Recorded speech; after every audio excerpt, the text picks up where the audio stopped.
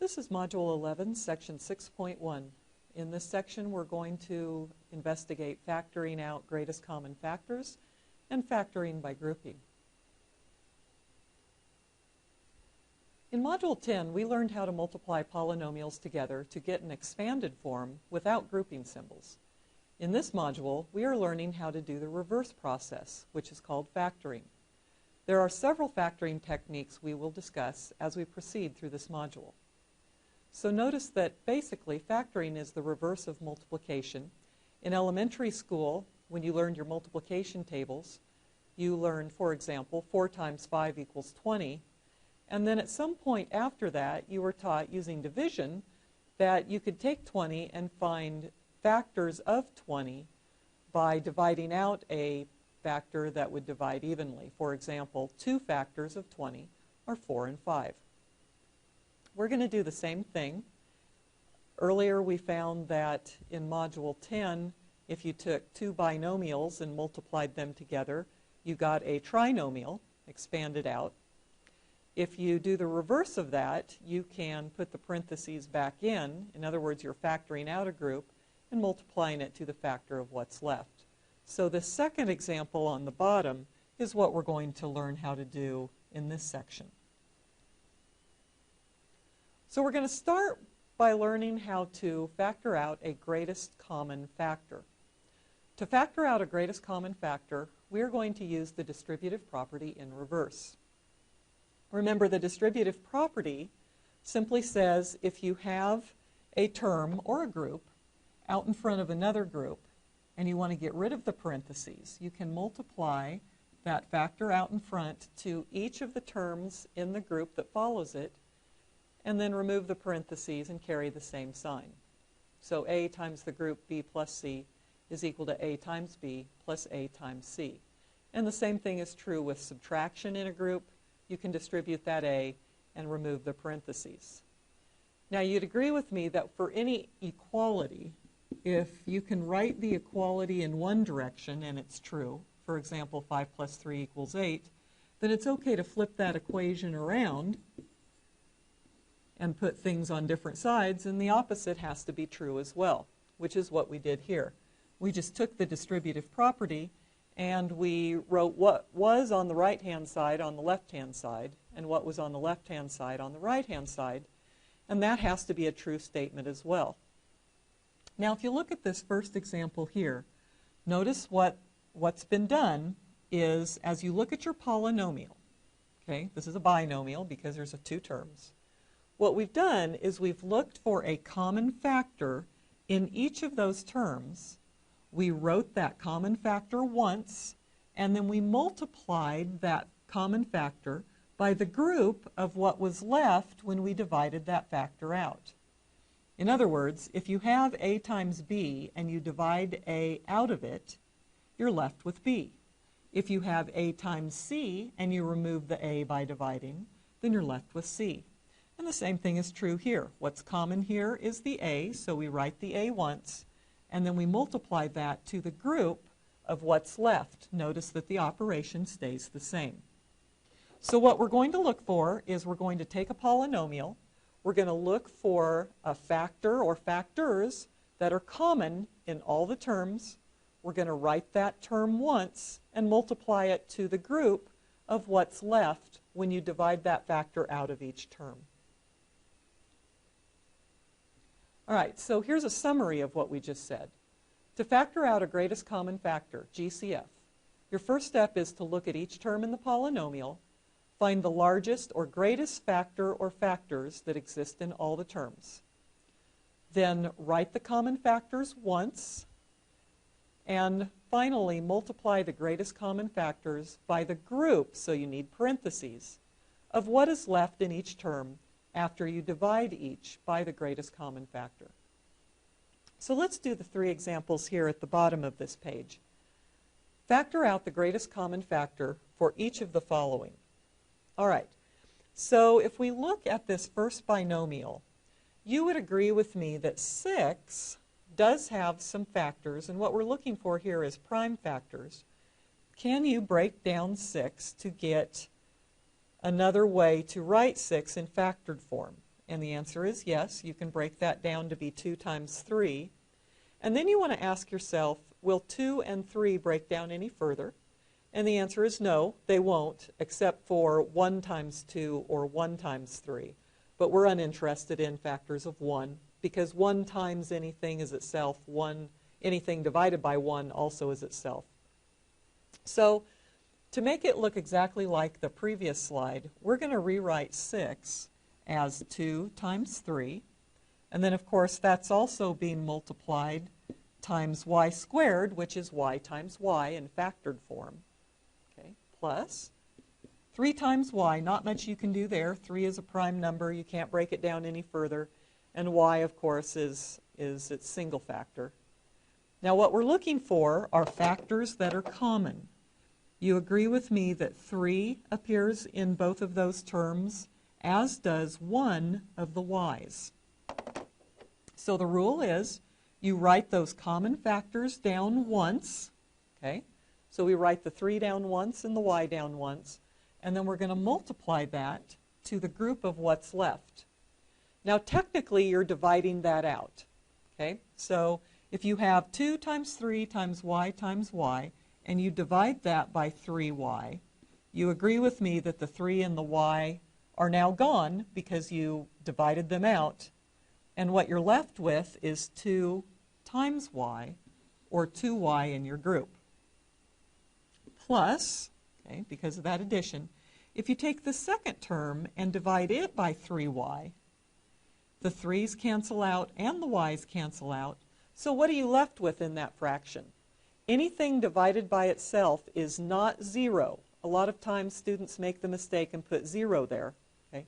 Anything divided by itself is 1. So if everything divides out, or if you factor everything in a term out, you're left with 1. And so the factored form of 6y squared plus 3y is 3y times the group 2y plus 1. Okay. So let's do this second problem, but let's do some of the work in our head. Because we are fairly familiar with factoring of small numbers, I think that we can probably do this problem without actually writing 8 in prime factored form. So just like with fraction work, if you ask yourself, what is the largest or the greatest common factor of 8, 10, and 14. What is the biggest number that you can divide out of all 3 of those? You would agree with me that the biggest number that comes out of all 3 of those is a 2. So we're going to write that 2 down. That's a common factor. We're going to factor it out. Okay? So move on now to the variables. Are there x's that are common in all 3 terms? And the answer is yes. There is one x that is common in all 3 of those. So we're going to factor that out. Write it once. Okay. Now, what about y? There is a y in the first term, but there's not a y in either the second or the third term. If it doesn't occur in all 3 terms, you cannot factor it out. Same thing is true with z. Same thing is true with w. It has to appear in all or none. So 2x is the only thing that's common in all 3 of those terms. So after we remove a 2 and an x from each term, what's left? So let's start with 8xy. If you take 8 and divide it by 2, 8 divided by 2 leaves you with 4. This term also had an x, but we pulled it out. There's only one x there, so the x is completely gone because we factored it out. But the y is still there. We weren't able to factor it out, so the y is still left as well. Okay, plus, moving on to the next term, 10 divided by 2 leaves us with a positive 5. We took the x out, but we're still left with the z. Okay, and moving on to the final term, we've got negative 14 divided by 2 is minus 7. We took the x out, but the w is left in that third term, and this would be the factored form of that second example. All right, look at the third example. Can you think of a common factor of 8, 16, and 20 that we can factor out? And the answer to that is, a lot of times students will say, well, 2. Yes, that's true. 2 will come out of all 3 of those numbers, but it's not the greatest number that will come out. There's actually a factor of 4 that will evenly divide out of all 3 of those. So we're going to take a 4 out. Okay. Now let's look at the A terms. There's 3 A's here. You can write this out in expanded form if you want. There's 3 A's here. There's 2 A's here. And there's 3 A's here. Now the question is, how many are common in all 3 of those terms? And you agree with me that only 2 of them are common in all 3. You can't take out 3 because this term right here only has 2. So we can take out 2 A's, which is the same as A squared. A times A is A squared, out of each. And then likewise with the B's, if you look at the B's, we've got 2 there, 3 there, and 3 there. How many are common in all 3 of those terms? And the answer is only 2. It's always the smaller number. Now you're going to multiply that to the group of what's left. So starting with this first term, positive 8 divided by 4 is positive 2. We had 3 A's. We took 2 of them out. That means we're still left with an A that we were unable to factor out. And then B's, we had 2 B's, B squared. We took both of them out, and so the B's are completely gone. Okay. Plus 16 divided by 4 leaves you with 4. We had 2 A's. We took both of them out, so both A's are gone. We had 3 B's. We only took 2 out. 3 minus 2 still leaves us with 1 that we were unable to factor out in that second term.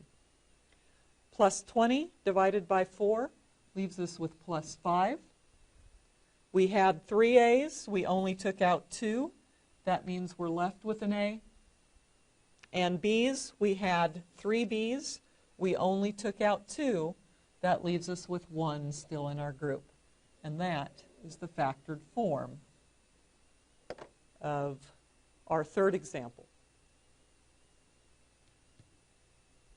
Note that if the polynomial's first term is negative, you will want to factor out a negative greatest common factor. This will change the sign of each term in the polynomial, because you know that if you take a positive value and divide it by negative, it becomes negative. If you take a term that was originally negative and divide it by negative, it becomes positive. So, for example, factor out the greatest common factor in each of the following. And our first example is negative 3xy plus 9y. Because the first term written is negative, the rule is going to be you're going to factor out a negative something out of that polynomial.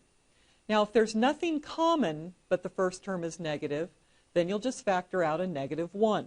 Okay? But you definitely have to factor out some negative factor if your first term is negative. All right, so let's start with the constants. Is there a common factor of 3 and 9? And the answer is yes. 3 divides evenly into both of those. But instead of factoring out a positive 3, we're going to factor out a negative 3 because we want that first term to become positive. Okay.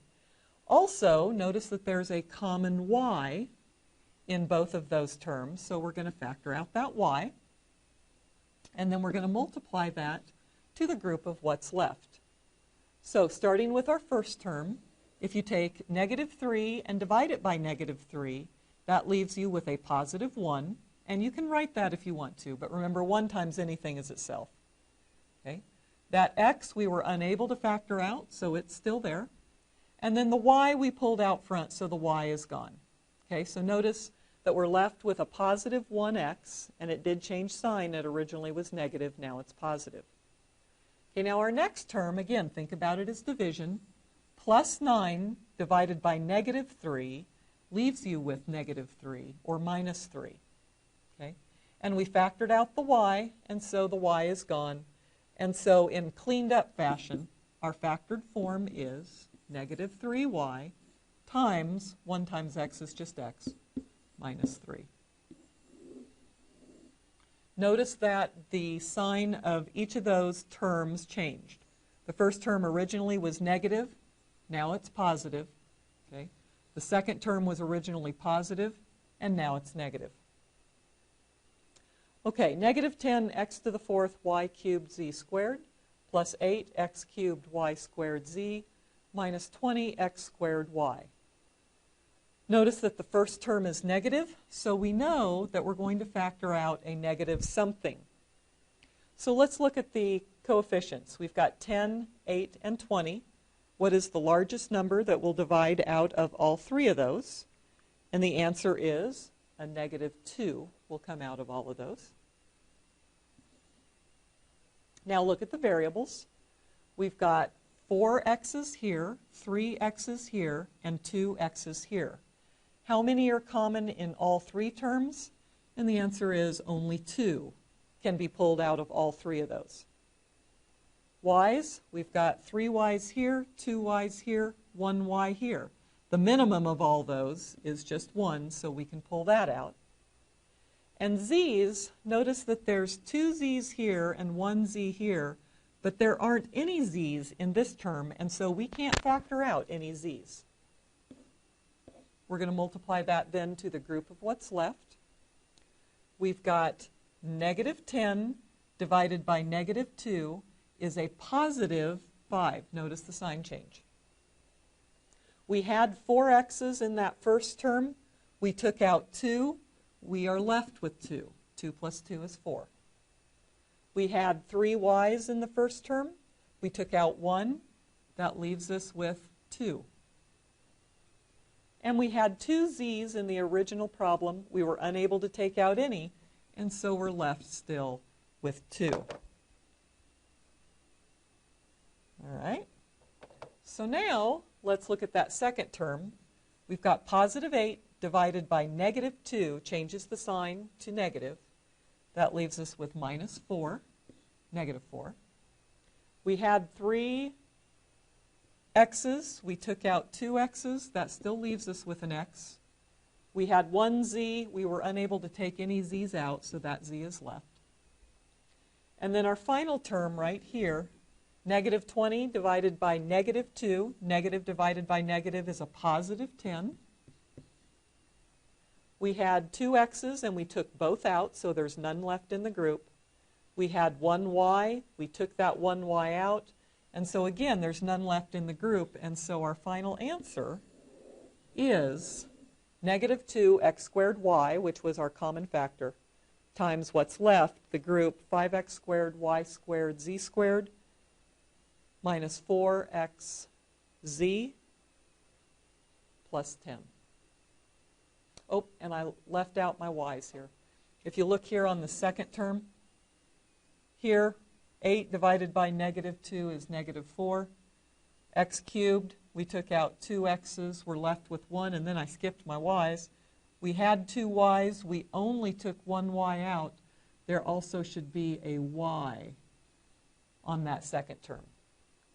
My apologies. So the answer in the group is 5x squared y squared z squared minus 4xyz plus 10. Okay, this third example.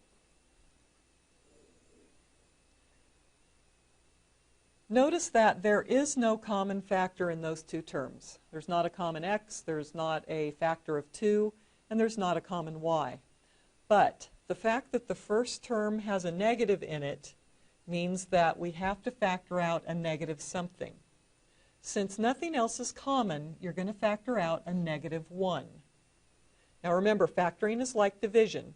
So if you take negative x and you divide that by negative 1, all that's going to do is change the sign of the term to positive. Negative divided by negative is a positive. X divided by 1 is x. So that negative x becomes a positive x. And likewise, if you take negative 2y and you divide it by negative 1, negative 2 divided by negative 1 is a positive 2, and then multiply that times y, you get a positive 2y. And so this becomes plus 2y. And so factoring out a negative 1 simply changes the sign of each term in your original polynomial.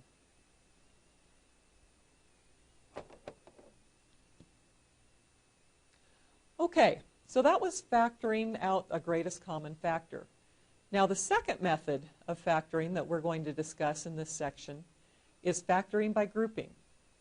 Notice that if you are factoring out a greatest common factor, that greatest common factor could be a group that is common, like A times the group B minus C, I'm sorry, A times the group X minus 3 plus B times the group X minus 3. Now there are two terms there because there's multiplication separating the A and the B and the group. So there are two terms, okay? In those two terms there is a common factor. In this case the common factor is a group. So just like before, you're going to take what's common, you're going to write it once, which we've done right there, and multiply it to the group of what's left. If you remove the X minus 3 from the first term, you're left with A. If you remove the first term from the second group, you're left with a positive B. All right, so what we're looking for here is common groups. So in the example at the bottom of this page, notice we have a common factor, that's a group, Z plus 4. So we're going to write that Z plus 4 group once, and then multiply it to the group of what's left. If you remove Z plus 4 from the first group, you're left with 3X. If you remove the Z plus 4 from the second group, you're left with plus 2Y. And if you remove the Z plus 4 from the third group, you're left with minus 9A. And that is the factored form of that example, factoring out a common group. However, what do you do if you simplify, what do you do if you simply have a polynomial in expanded form?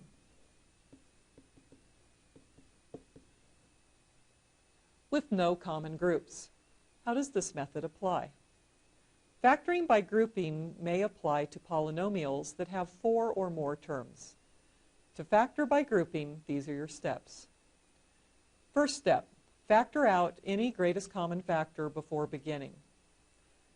Second, divide the expanded polynomial into groups, usually pairs.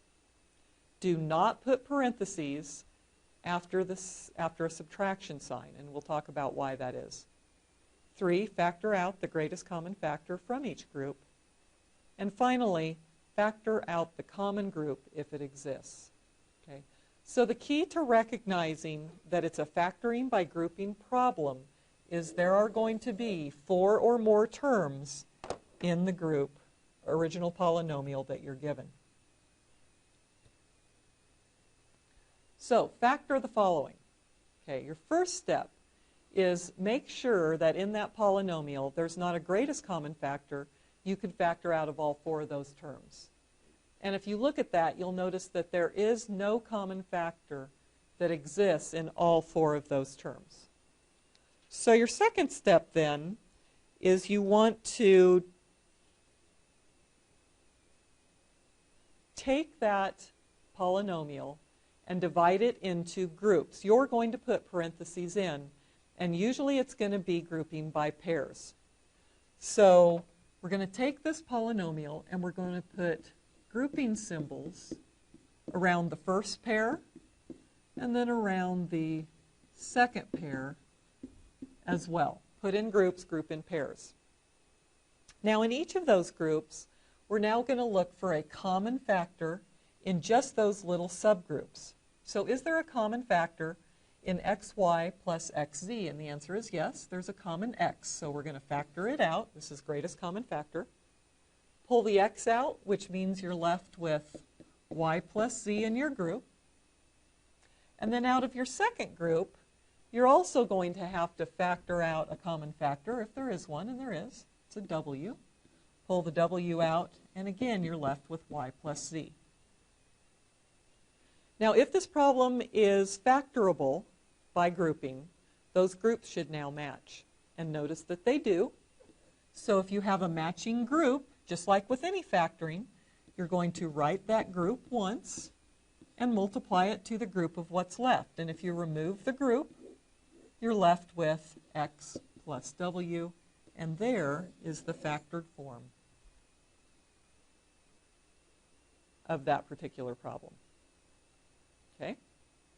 How could you check that? A way to check, remember that factoring is just the opposite of multiplication. So to check, you can multiply your groups back out and see if you get the answer that you originally had. Remember, this is a previous section. If you want to multiply out two binomial groups, there were several methods. There was the distributive property method, there was FOIL method, there was the area method, there was the vertical or column method. For this particular problem, just as a little bit of review, I'm going to FOIL that out, see what I get. FOIL means, remember, multiplying the first two terms together. So y times x would be x times y. O stands for the outer two, so if you look at the outer two terms, you've got positive y times positive w. That's plus yw. Inner product, we've got the inner two terms, so that would be z times x, which is a positive xz. And if we go to the last two, we've got positive z times positive w. That's plus wz. Look for like terms to see if you can combine any like terms, and in this case you can't. So this should be the same thing as what we started with in the original problem. And notice that if I switch the order that I wrote my y and my w in, I would have the same thing I started with. It is in different order, but remember that addition is commutative. It doesn't matter what order you add in. So you can write those terms in any order you want. All right, so let's do this problem here. First step always, is there a greatest common factor you could pull out of all four of those terms? And the answer is no. So your second step is you're going to take that problem and you're going to put in parentheses and you're going to group in pairs. Now factor out of each group. A common factor of y cubed and y squared is y squared. You can take out two y's from each. Here you had 3, you took out 2, you're left with 1. Minus, you had 2, you took all 2 out. Anything divided by itself leaves you with 1. Okay? Plus, what's common here? You can pull out a factor of 3. If you take 3y and you take the 3 out, you're left with y. Minus, if you take 3 and divide 3 out, you're left with 1. Notice your groups now match, so write your group once, y minus 1, and multiply that to what's left after you remove the y minus 1, or divide it out. You're left with y squared plus 3, and that is your factored answer for that problem. Now, remember we said you needed to watch out for problems with subtraction. And specifically, you want to watch out for problems that have subtraction between the second and the third term, because that subtraction exists right in front of where you want to put parentheses. Okay? So if you took this problem and you decided you were just going to put parentheses in, just like we did on the previous problems, with no thought to the sign, you would put parentheses around the first two and parentheses around the second two. Now the problem with that is, if you just throw parentheses in after the subtraction, that's what the problem is. If you put parentheses after the subtraction, you've changed the problem. Because you know that, really, if you're subtracting in front of a group, if you were removing those parentheses and you distributed that subtraction sign, this last piece of this polynomial would become minus 2t, and then minus a negative 12 is a plus 12. You would agree with me, now here this first group doesn't change because there's nothing out in front to distribute here other than an understood 1. You would agree with me that this is not the same as the original problem. So by putting in these parentheses here, you've changed the essence of the problem. And you can't change the problem, you have to solve the problem that you're given. So to just throw parentheses after a subtraction sign is wrong. You can't do that. So there's a couple of different ways that you can get around that subtraction problem in front of a group. One is, remember, any subtraction problem can be rewritten by adding a negative. Now that's the same problem, but you've taken care of the problem of a subtraction in front of a group. Now you could put parentheses in, and you'd have t cubed plus 6t squared plus, okay, put the parentheses in, negative 2t minus 12. Notice now our parenthesis is following an addition, and that's fine. Okay. Now you can work the problem just as before. You can look for a common factor. Here we can take out 2t's, which leaves us with 1t plus 6. Now out of your second group, remember our policy was if the first term in a polynomial was negative, we were going to factor out a negative something, and this is why. Okay? Here, notice we have a common factor of 2, but we're going to take out a negative 2, so that's going to change the sign of everything in that group. If you have negative 2t and you take out the negative 2, you're left with a positive t. So what was negative became positive. Here, negative 12 divided by negative 2, negative divided by negative is a positive, and 12 divided by 2 is 6. Notice our groups now match. So if your groups match, you can write the group once and multiply it to the group of what's left. If you were to factor those out, you're left with t squared plus a negative 2, or t plus 6 times t squared minus 2, because adding a negative is the same as subtraction. And that is your answer in that problem. All right, so that's one way to handle those problems, is to change subtraction to addition and then change the sign of just the next term.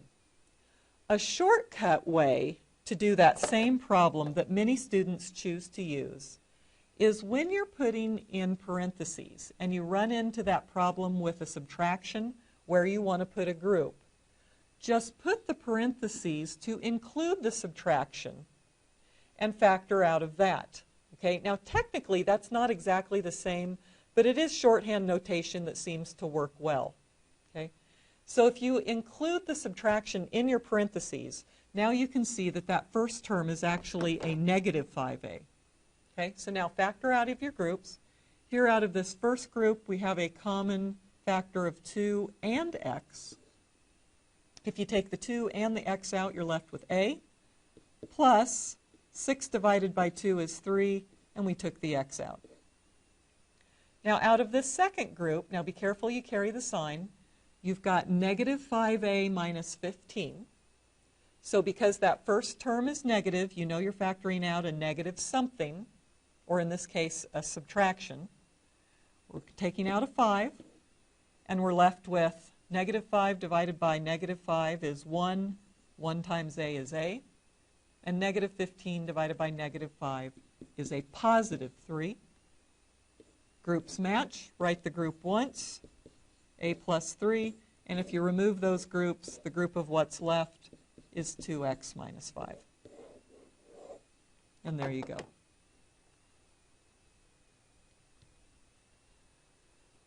All right, now even if there's 4 terms, you always want to look for a greatest common factor first.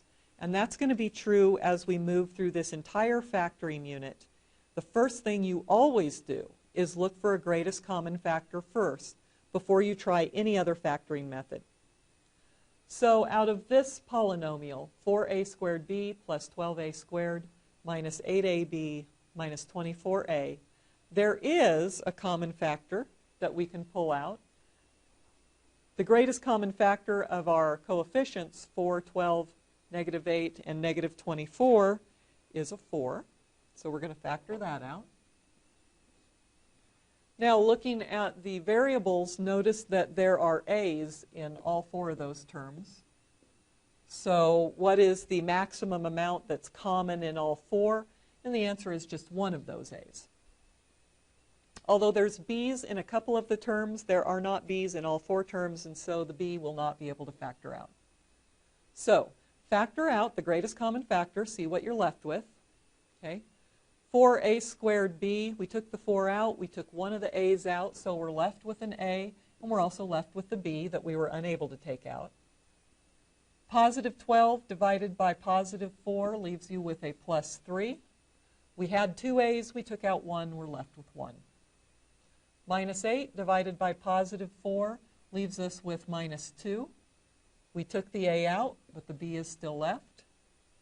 Minus 24 divided by positive 4 is minus 6, and we took the only a out. All right, now at this point, you want to ask yourself, is there more that I could do with the group that's left? So now we're going to look at this group and see if we can factor it further. Since there are four terms, you automatically think factor by grouping. So I'm going to bring this off to the side, okay, and I'm going to group in pairs.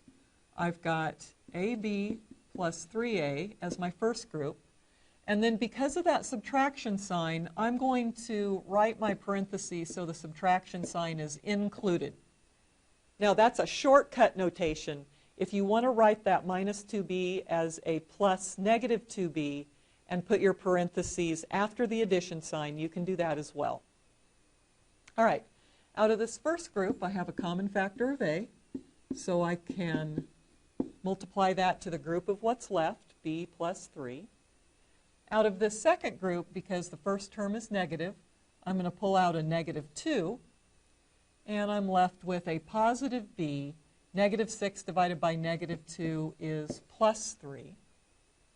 My groups now match, so write the group, b plus 3, and multiply that to the group of what's left, and you've got a minus 2. Now, don't forget that you factored out a common factor in your first step. So this right here is what we get when we factor that four-term polynomial, b plus 3, a minus 2. But our first step was we factored out that 4a, so that also has to be written with the factored form. All right, let's do this next example. 60x squared minus 6x plus 150x minus 15. There is a common factor here as well in all four terms. We can remove a 3. 60 divided by 3 is 20, and the x squared is still there. Minus 6 divided by positive 3 is minus 2x. 150 divided by 3 is a positive 50x. And minus 15 divided by 3 is a negative 5.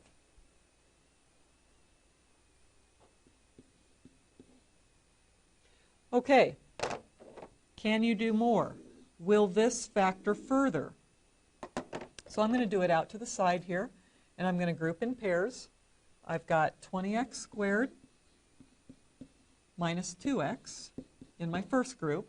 Now, because this is addition here, I don't have to worry about throwing in parentheses. So I've got 50x minus 5. Out of this first group, I can pull a positive 2 and an x, which leaves me with 10x minus 2x divided by 2x is 1. Plus, out of this second group, I've got a common factor of 5. 50 divided by 5 is 10x. And minus 5 divided by 5 is a minus 1. Notice my groups match. So write the group once, 10x minus 1. Multiply it to the group of what's left, 2x plus 5. That will replace my red underlined group there, but you can't forget the greatest common factor that you factored out in the previous step. So my final answer is 3 times that factored form that I just got, 10x minus 1, 2x plus 5. And there you go. And this is the end of Module 11, Section 6.1 material. You now should complete the homework for Section 6.1 found in MyMathLab. And when you have successfully completed the homework, proceed to the video for Module 11, Section 6.2.